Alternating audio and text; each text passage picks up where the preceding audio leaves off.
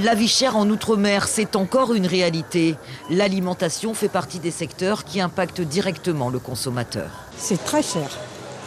Parce que je viens de métropole il y a 6 mois à peu près. Et on fait toujours à peu près les mêmes courses. Dans un caddie pour 130 € métropole, vous avez la viande, vous avez vos légumes. Ici, vous ne pouvez pas.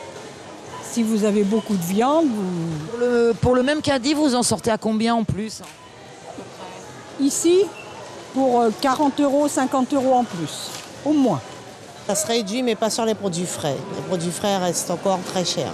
C'est vrai, mesdames, l'autorité de la concurrence constatait encore en 2019 des écarts de prix dans l'alimentaire de plus de 28% entre la Guyane et la métropole.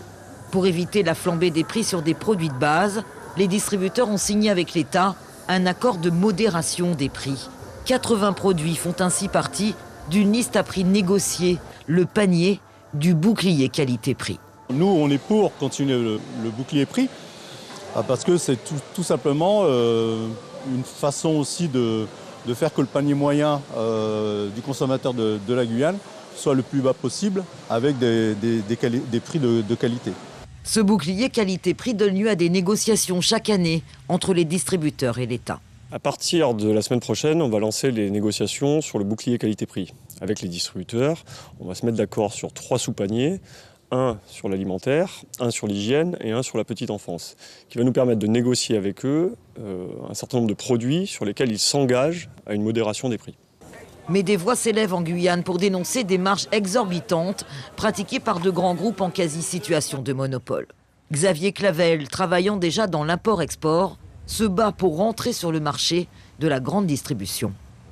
Moi, je suis en mesure de faire baisser les prix de 15% si on me laisse rentrer sur le marché. Aujourd'hui, j'ai de grands blocages de divers horizons, sans les citer. Mais à un moment, je vais les citer, qui empêche M. Xavier Clavel de rentrer sur le marché pour montrer à tous ces grands groupes qu'on peut gagner sa vie, vendre moins cher et développer l'économie locale. Faire baisser les prix en Guyane, c'est aussi la demande du député Gabriel Serville. Il attend du gouvernement du concret pour lutter contre la vie chère. Il y a véritablement un travail de régulation qui doit être mis en place. Moi, je considère que l'autorité de la concurrence doit aller encore plus loin, que l'État devrait s'impliquer davantage, parce qu'il y va d'une responsabilité collégiale, commune, que l'on doit pouvoir assumer. Pour l'instant, on n'y est pas.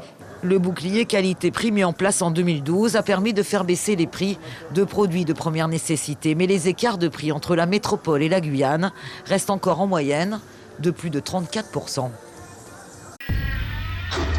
Suivez l'info sur Guyana Première, télé, radio et internet.